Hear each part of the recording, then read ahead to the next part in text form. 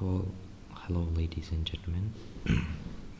Welcome to Data Analytics Case Studies course. And today we're gonna start on the topic image and video analytics. My name is Salvatis Ramazhev. So start. So the structure of today's lecture will be the following. There will be some kind of an introduction, then you see some use cases, examples, and frameworks, algorithms, and architectures that are used in the image and video analytics. And there will be also case study one example. It will be about the instance segmentation. I'll explain what's an instance segmentation further. Then there will be an example project, and we'll conclude with analyzing the steps that we followed. Okay, so let's go. So let's start by meaning. Image analysis or imagery analysis, according to Wikipedia, is the extraction of meaningful information from images, mainly from digital images, by means of digital image processing techniques. Its tasks can be as simple as reading barcoded text or as sophisticated as identifying a person from their face.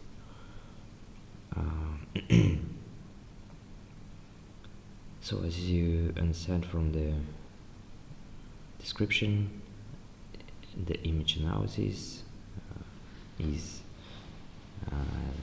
some kind of an extraction of information from the images that are needed for you.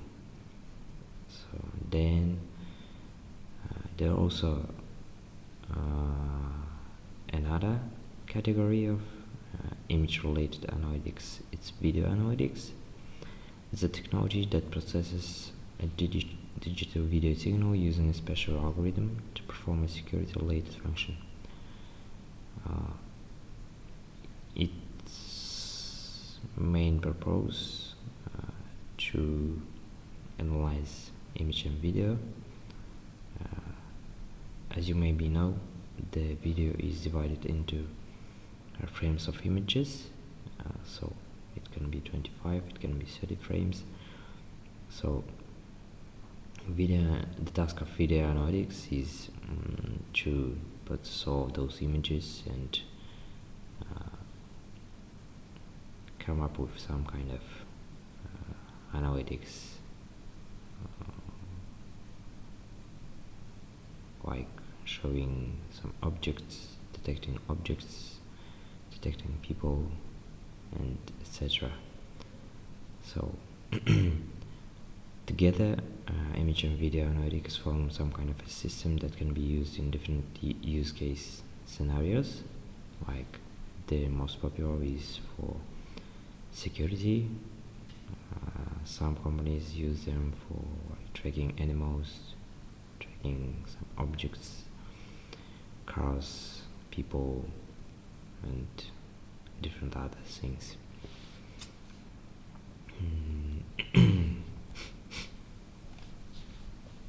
So what are the main popular use cases? Most popular use cases? It's for tracking people, vehicles, animals, filmmaking. As you can see from the picture on the right, for example, this is some kind of video or image analytics system. It can track abandoned objects, it can track people, it can detect faces, it can detect some anomalies, for example, for this person, that the person is loitering here, walking around in here for 30 minutes, and that there is an abandoned object without any kind of person around it, the owner around it. And it can also count amount of people that passed in front of the camera today. Then it can also track the road of some person. So there are different kind of use cases. The same can be done for animals, and many companies use them to track animals, cars and other objects. These kind of systems are useful when dealing with security problems, when tracking the animals, some kind of extinct animals, or some kind of very rare animals.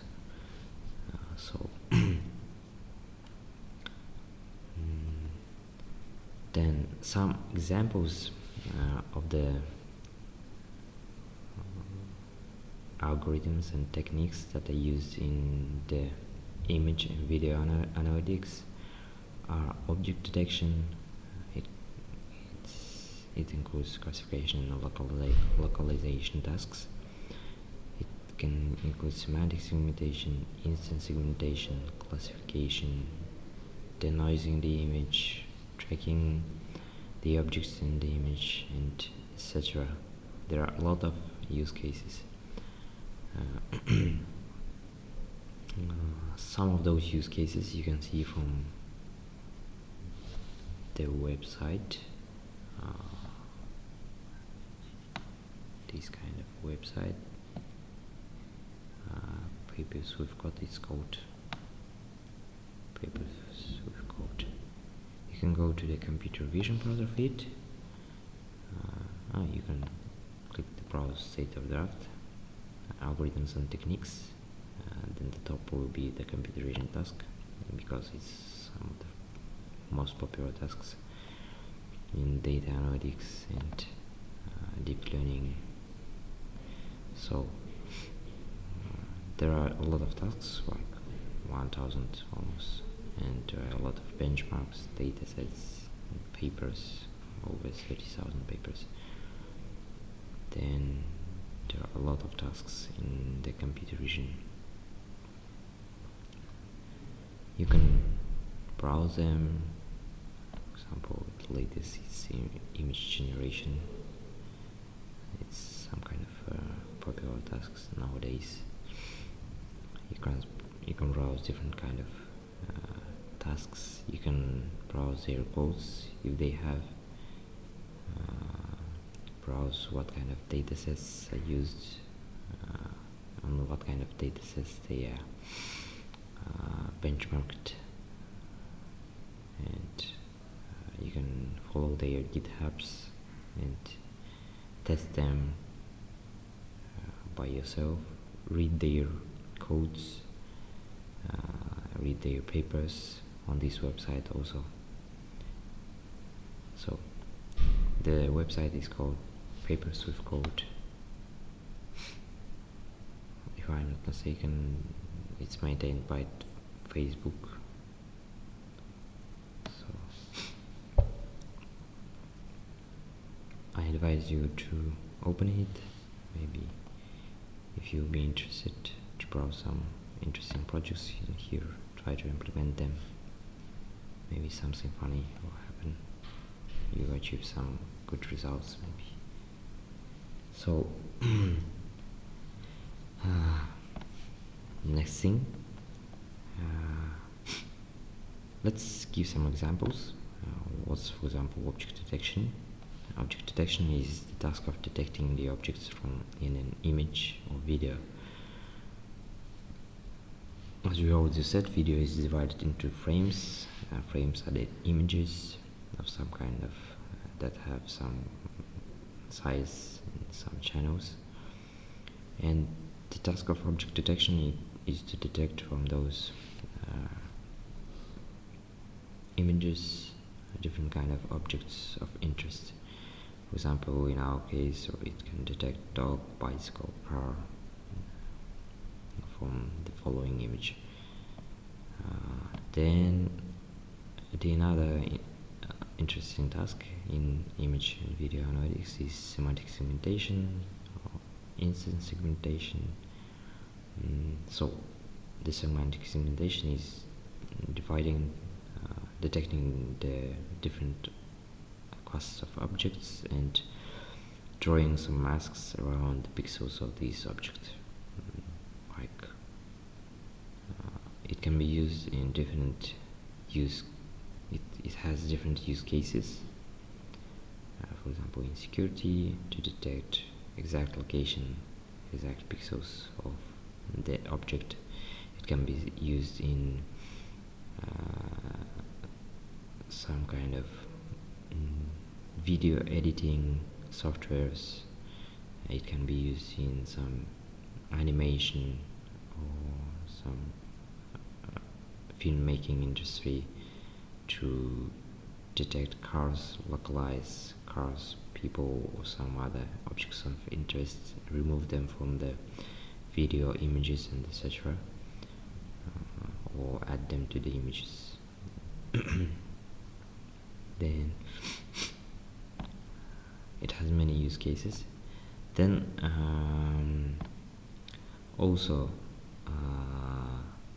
let me give you some kind of examples of the systems.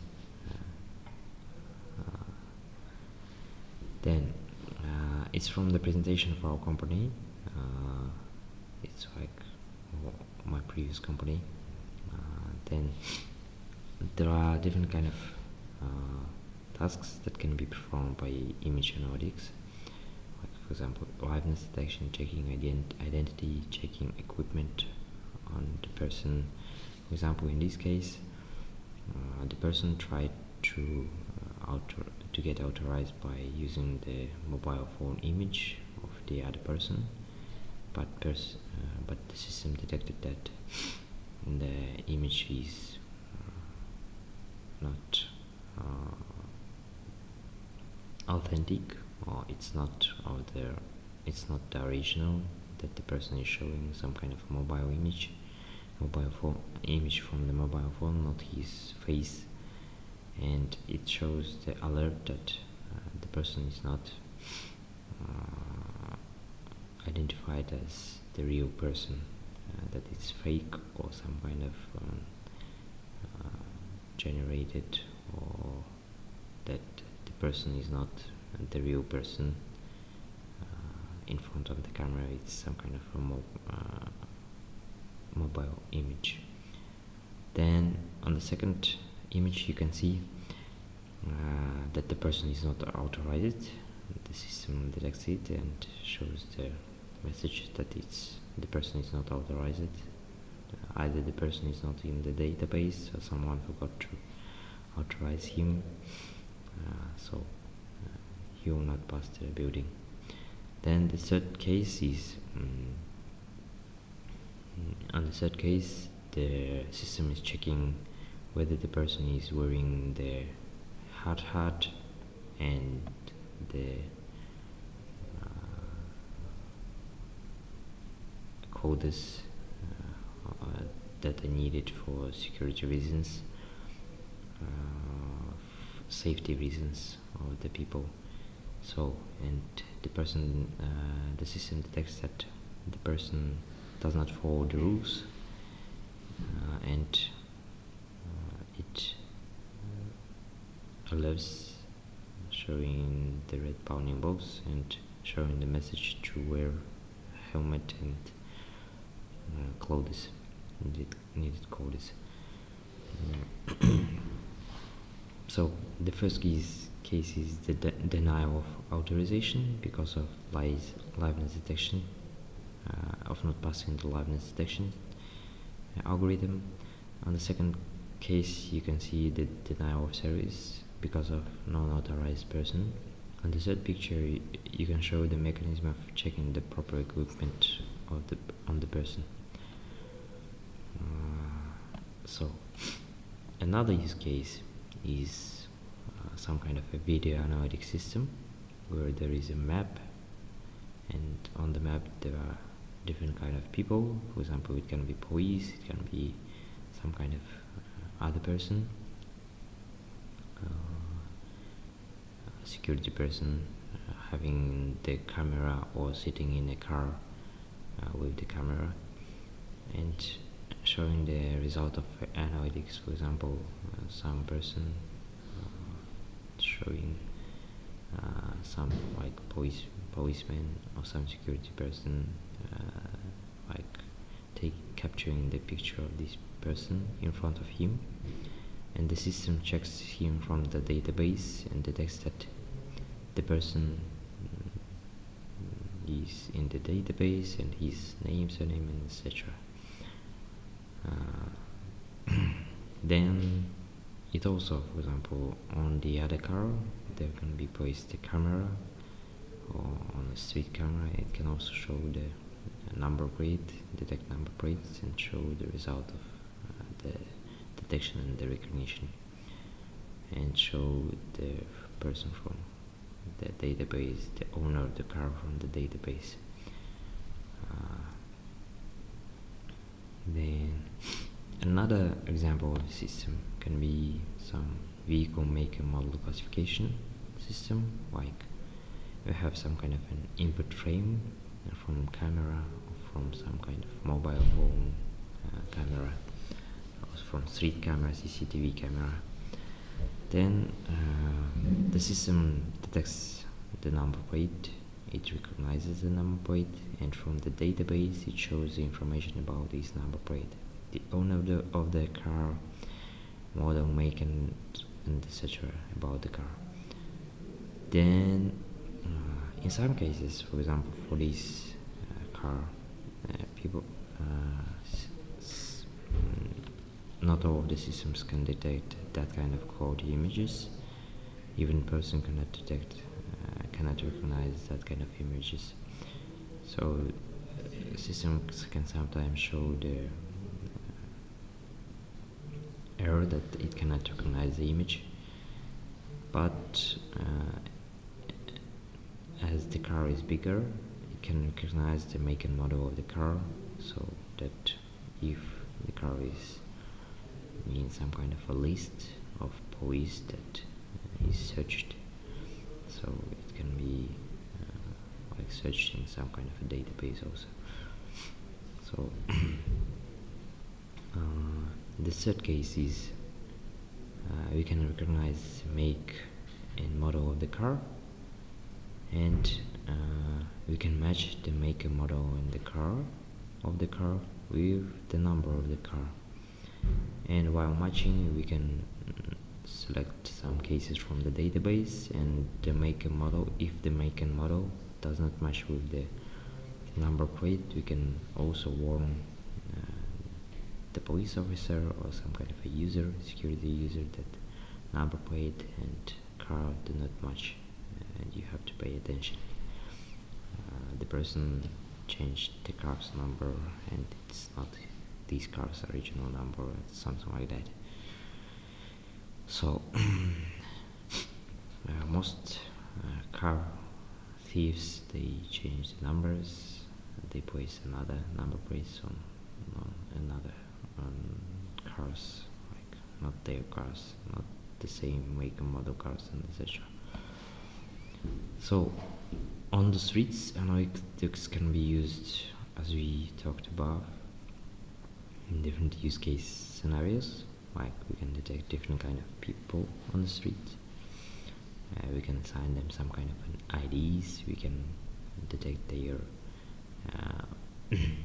clothes, like colors of the clothes, types of clothes, like hats, some caps, their colors, like black cap and some kind of cardigan, some beige cardigan, some jeans or trousers, what kind of trousers, like white or grey, something like that.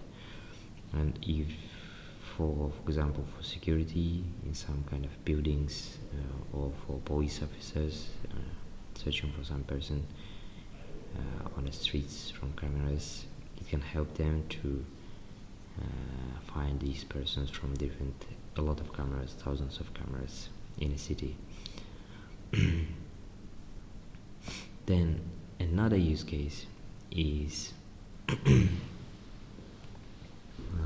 the analytics on some kind of construction sites. For example, in this case, we can detect hard hats, clothing of the person or the people working in some kind of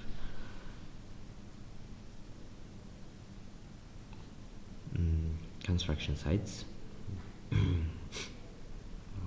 If some person are not wearing the some kind of helmets or some kind of needed clothes, we can detect that, and you can warn people responsible for the security and safety that the person or people in an area, they are not following the safety rules, and if you have to pay attention and warn them or make them leave from the construction site because it's harmful for their health and for their safety. Then the other case can be I forgot to change that. Okay.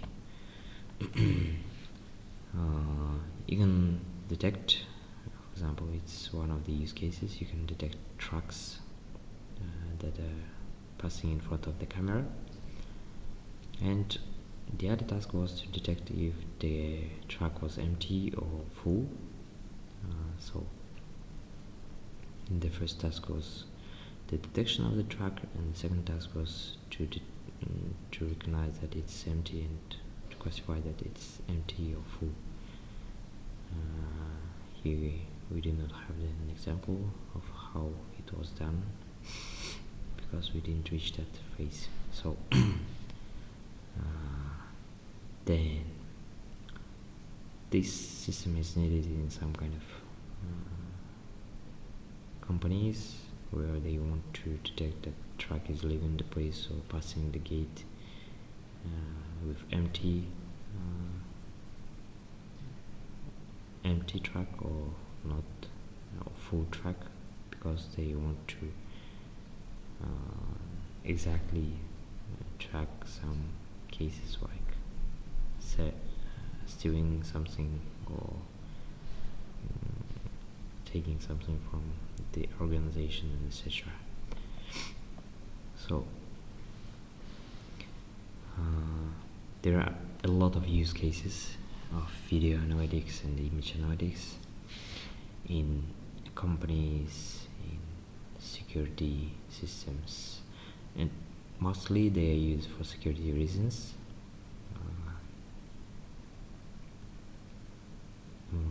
Because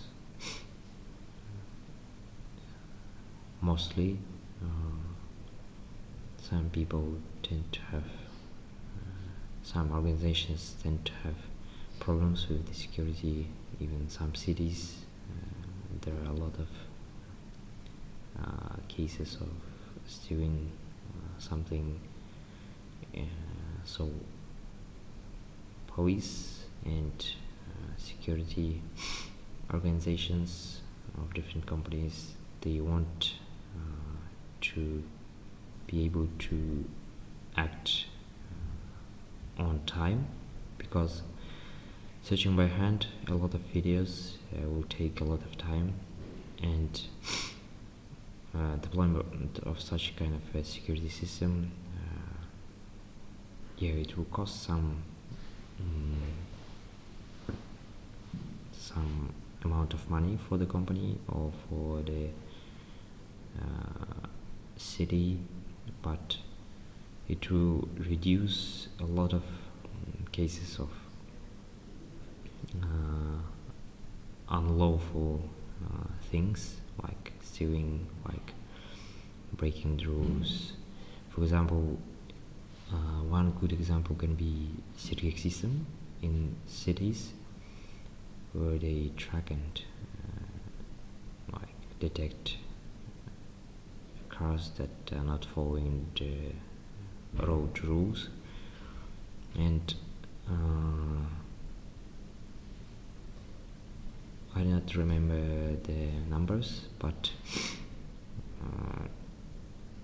according to some official statement, they reduced the number of unlawful or breaking the rules by the vehicles, by the drivers, by some good amount, 50% or more. Then also the city also benefited, and the country benefited from that, because the number of car accidents reduced because of that, because it requires you to follow the speed limit, it requires you to follow the rules of the road, so that you will not harm other people by by driving in a bad manner, by driving in a bad way. So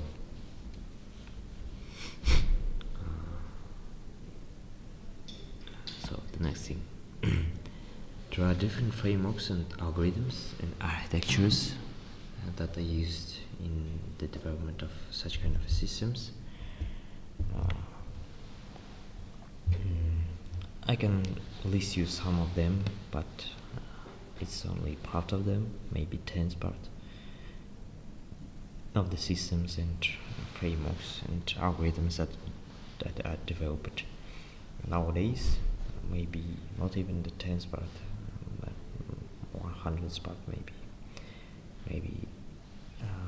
So the first is frameworks that are used to train that kind of deep learning networks and some kind of machine learning algorithms. Most popular are PyTorch, TensorFlow, PaddlePaddle, and etc. Those are the frameworks that are used to train nowadays most popular deep learning architectures. They have a lot of tools that will help you in training the architectures to solve the image and video analytics tasks. They have pre-trained models, they have some analysis tools that can be required, that can be used by you to train your models. Then the second thing is algorithms that are used nowadays in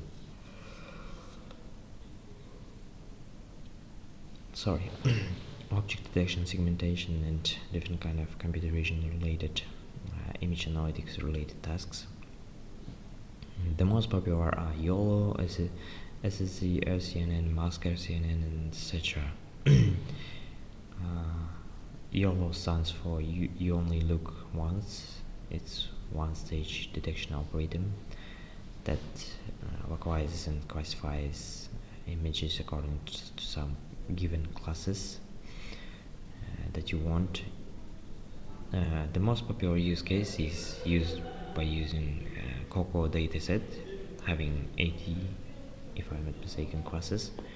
It's the pre-trained network has like 80 classes.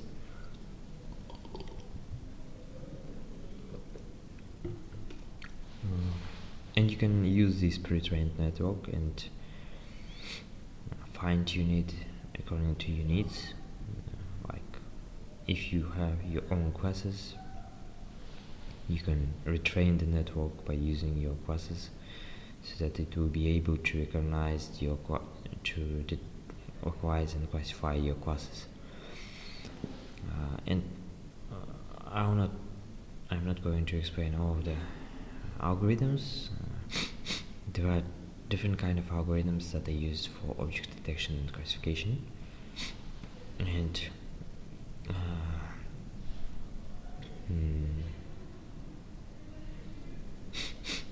YOLO is one of the most popular, and the second place is, if I'm not mistaken, single stage detection, it's SSZ.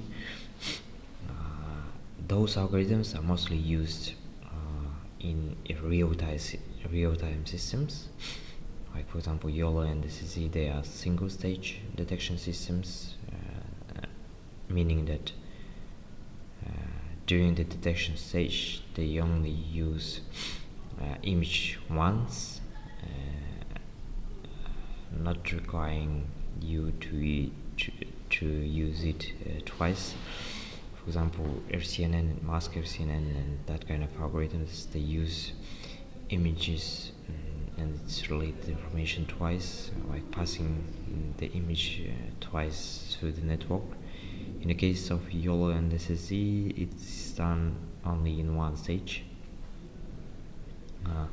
In the case of RCNN and mask RCNN and different other algorithms, they pass the image twice because on the second stage they recalculate the weights and then make decisions according to these calculations. Then another thing to note is the architectures of the networks, neural networks that are used in a training process.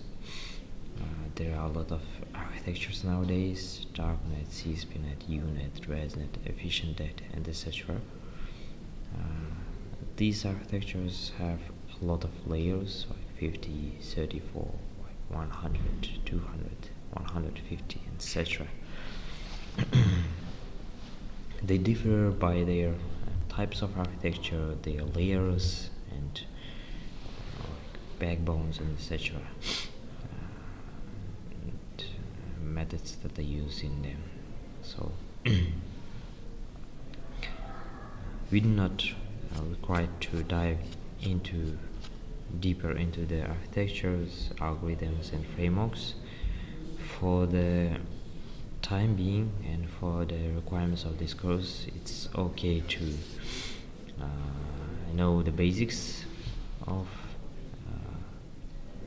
some kind of analytics, and to show you the examples of them, and make you to be able to use well-known frameworks, algorithms, and architectures, and to be able to run them, test them, implement them, change them. So let's go. So what time is it? Yeah, 30 minutes. Okay.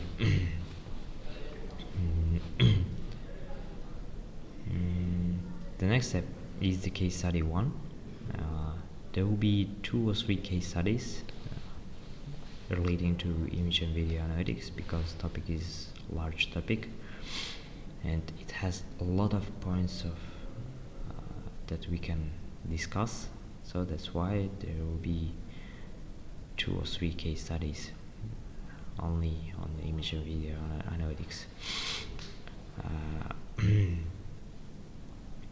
Today's case study will be about the instance segmentation.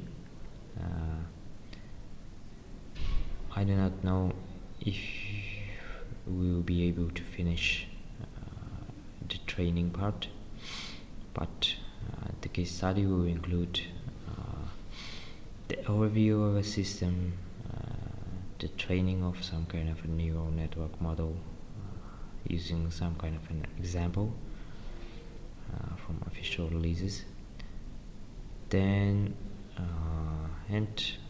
testing the model and showing the results. So the instance segmentation. What is image?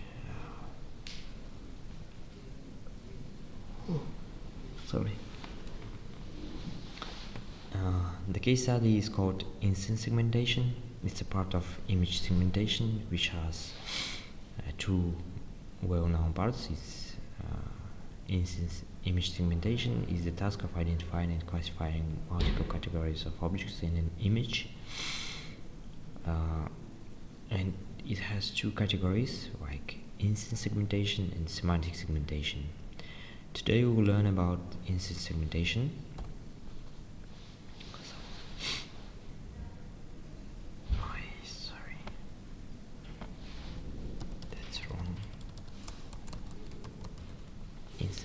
segmentation.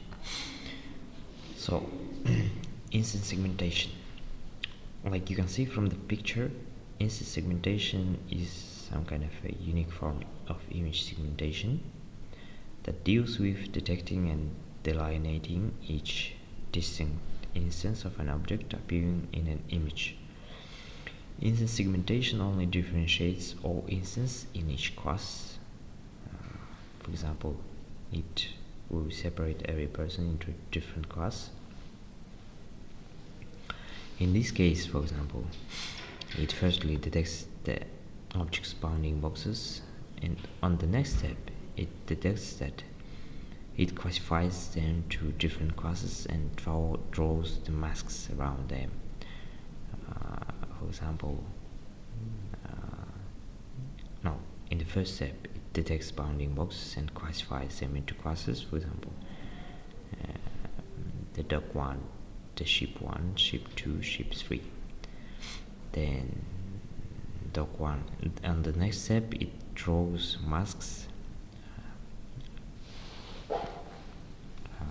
around the detected object, so around the detected pixels of an object, the pixels of the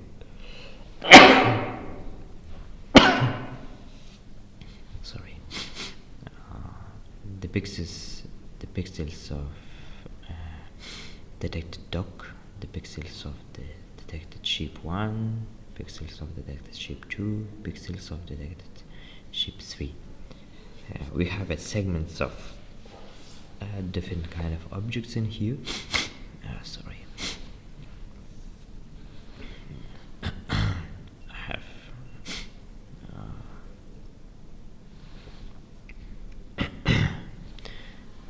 so you can see that there is differentiates each instance of some kind of an object from one another.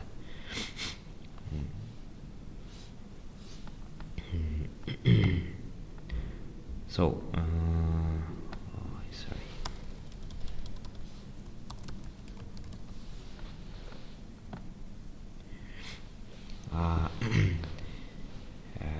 There are three main steps while working with the instance segmentation. We have to pass through those three big steps. It's first analyze data to train the classification model, create a network, some kind of a deep neural network to detect objects and draw bounding boxes around them, train the semantic segmentation network to create masks based on detected bounding box. So as you can see from the picture,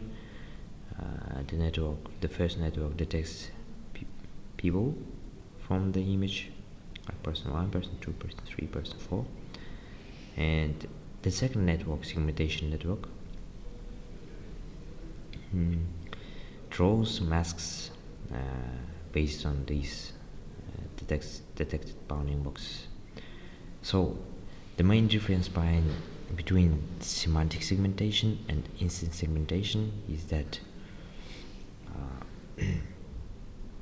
in semantic segmentation, the semantic segmentation network draws the masks on different kind of networks or different kind of images, and the main aim of the instance segmentation is to divide those objects into classes. For example, the person 1, person 2, person 3, and person 4. So in semantic segmentation, the objects are not divided into classes. They will have the same class, person class, for example. Those 4 people will have the person class, and they will have one core when you use semantic segmentation. And in an instance segmentation, they will have different cores, which I can show you in the next picture. So in here, it's a result of an instance segmentation, like person 1, person 2, person 3, person 4, person 5, and like point 1, point 2, point 3, etc. So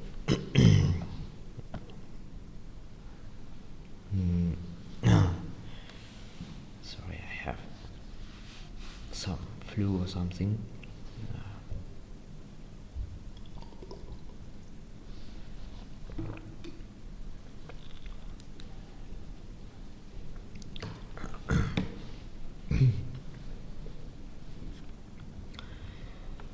So today we're gonna use the technique called fine-tuning on an existing model.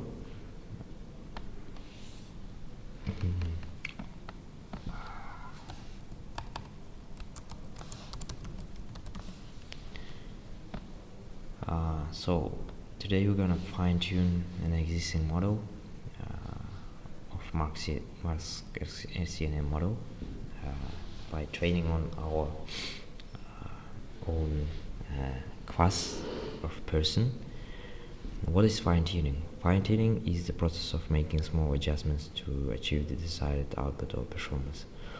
Suppose you have a big model like that is trained on some kind of an ImageNet dataset which has a lot of classes, different kind of objects like some pedestrian, some car, some bird, and etc. It has a lot of classes, and you want to it has, if I'm mistaken, a class person, but you want to make it possible to detect person more accurate, with more accuracy. So what you do is you take the big model that is trained on an ImageNet with thousands of classes, and you can fine-tune it. You can add your dataset, little dataset, and train the big model on this little dataset. It will use the previously generated network weights of a trained neural network to program another deep learning network from the same domain. For example, it can detect a lot of thousands of classes. It can detect edges of those classes. It can detect some corners of those classes. It can detect some points of those classes. It already learned to do that kind of things, and you want this big model to be able to detect more person in an image with more accuracy, and you have a little bit of data set, not a big data set. Suppose you have a little data set, and you want to be able to detect those people in your data set. Like you have different kind of other environments that you have in your data set, and you want to make the model detect people in these kind of environments. So the main aim is weights from the big model, connect each neuron in one layer to every neuron in the next layer in a neural network. So in fine-tuning process, we'll speed up the training and overcome a small data set problem. Like in most cases, when you train the model from scratch, you will need a big data sets of hundreds of thousands images to achieve good results. In the case of fine-tuning, you already have a model that achieves good results, like for example, model trained on the ImageNet achieves good results and generalizes, but it's a general results. It can achieve results, good results, like in some kind of an ImageNet like pictures, but you want it to make more accurate on your images, like your person images.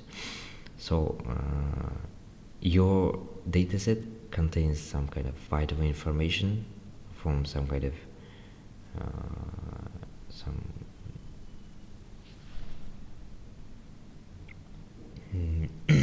some kind of persons in other environments, other conditions, other camera sources, other like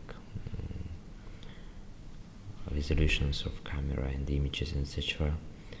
And you want to train that big model that has vital weights from pre-existing deep learning algorithm. So use this model and just fine-tune it on your dataset. So it will copy from the source model needed layers to your target model using and train it on a target dataset. It will copy needed layers, weights that are required to be used with your dataset, like your personal dataset that has other environmental conditions and has some kind of vital information. It will take some weights from here and train them on recognizing your dataset. So what we're gonna do, we're gonna use masker CNN algorithm. That's an algorithm that a model that predicts both bounding box and class scores for potential objects in the image. It's explained in the paper in here. You can read it by yourself. And for the training purpose, we will be using the code from official PyTorch tutorial. It's from the website. Let me check it. Yeah, it's from this website. Touch vision object detection fine-tuning tutorial. You can use their co-op version, but if I'm not mistaken, while I use it in a previous iteration, it showed some errors, so I had to take some code from this tutorial, take some code from the co-op, and merge them so that the training process will go smooth. You have to install some of the tools from here, for example in PyCoco tools, and you have to download the dataset from here. And so what does the dataset look like? That dataset looks like that. It has an image with bounding box, and it also has images with masks.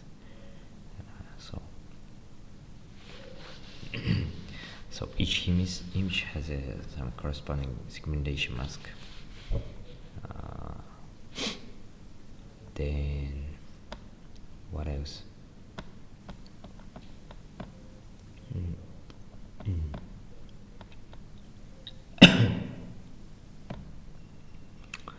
So what will be the structure of our data analytics case? The programming language, on the previous slides you can see all of the steps that like we do not need any kind of client, we do not need to clean or sort datasets, gather the datasets, etc. We can start from the step 5,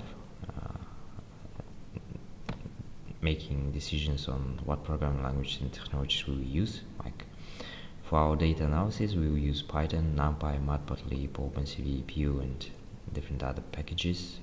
We can sometimes use pandas to track the names and name convention, etc.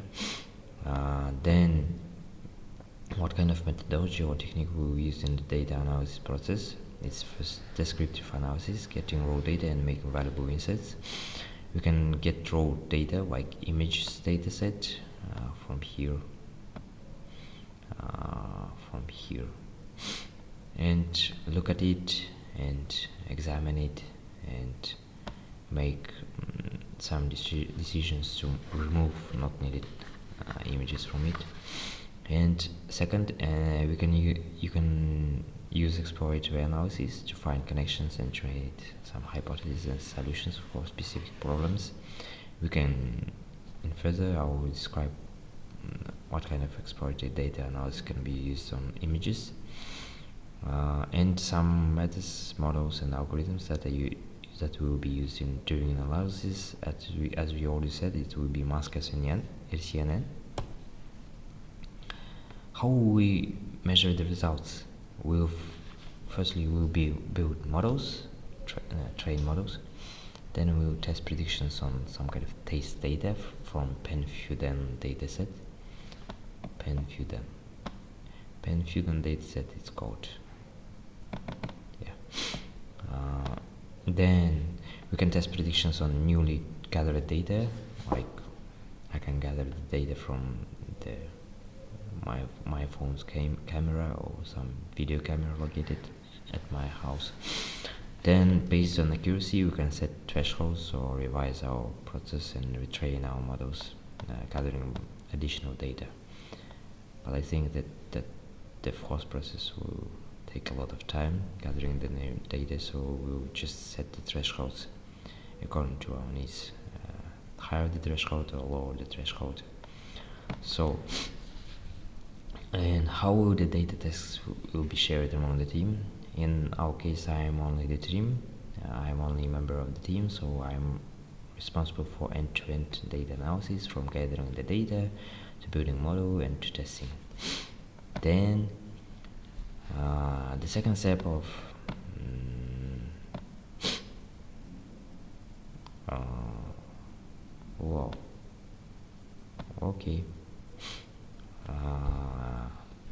of working with the data is collecting and storing the data. We will use machine data and open data. Machine data is in future it's planned to use data from CCTV or house cameras, and open data we will use Penfudan dataset, as we do not currently have our own dataset.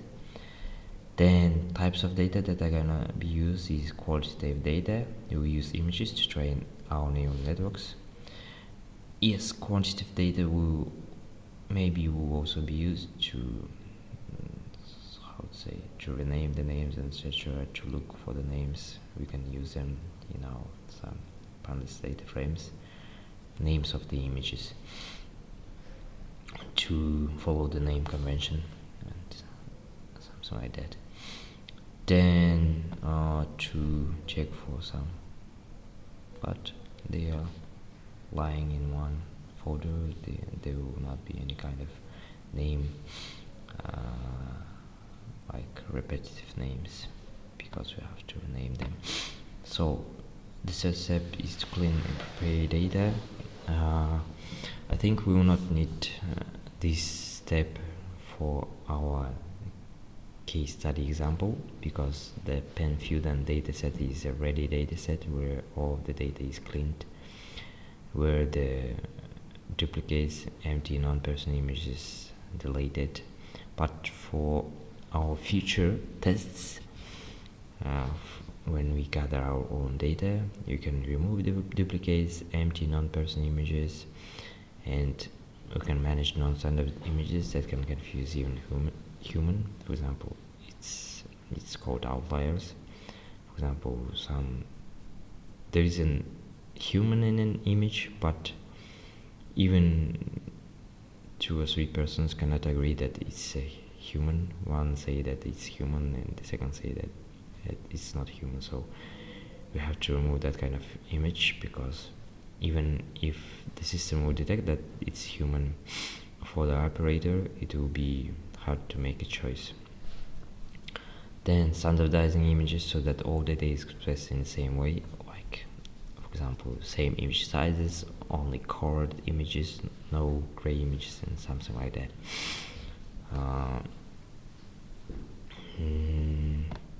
So for the exploratory data analysis, we can check for the annotation quality and we can check the image quality. For the annotation quality, what is the distribution of classes in your dataset, which classes are represented and which are underrepresented. do all instances of a class share the same location and orientation with the DACS, or are they varied? So we can plot some distribution of classes. We can use some clustering algorithm to do that, but in our case you only have one class, so I don't think that we need that kind of step. It's mainly made for the datasets which have a lot of classes, more than one classes. Then we can also check for image quality. What images are you going to train your model on, and do they have the same conditions like resolution, brightness, dimensions, etc. like you test them on. Like you can train your model on one images and test them on the other images, but the quality of your images should be in one range. For example, if you train your model in some sunny environment and you're gonna test it on some kind of cloudy images, cloudy environments or dark environments, then more or less sure that your model will show false positives or true negatives. So to analyze data, we'll use deep learning and computer vision techniques. We'll plot the images, we'll draw bounding boxes and masks and see if the model train it well. So visualize and communicate data. We can use OpenCV or Matplotlib to visualize the results of segmentation and showing original and resulting images, like drawing bounding boxes, etc. Then okay, I think this conclusion will be after we'll finish with an example. So what we'll need?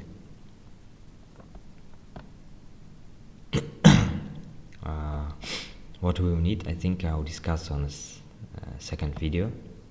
Let me stop the video because let me clear my throat and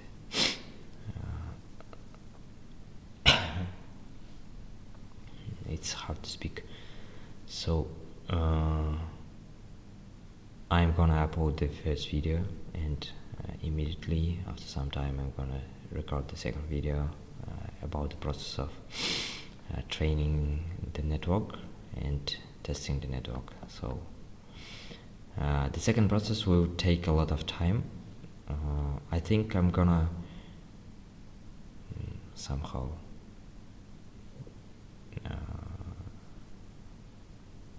make the time pass in a fast manner, because the training will take maybe 1 or 2 hours, so I will not need to sit in front of the computer in that time. It's not usually done by the data scientists. You just run the training process and you leave the place and came after some hours to check the progress or to check the result. So thank you for your attention. The continuation will be on the second video. See you. Goodbye.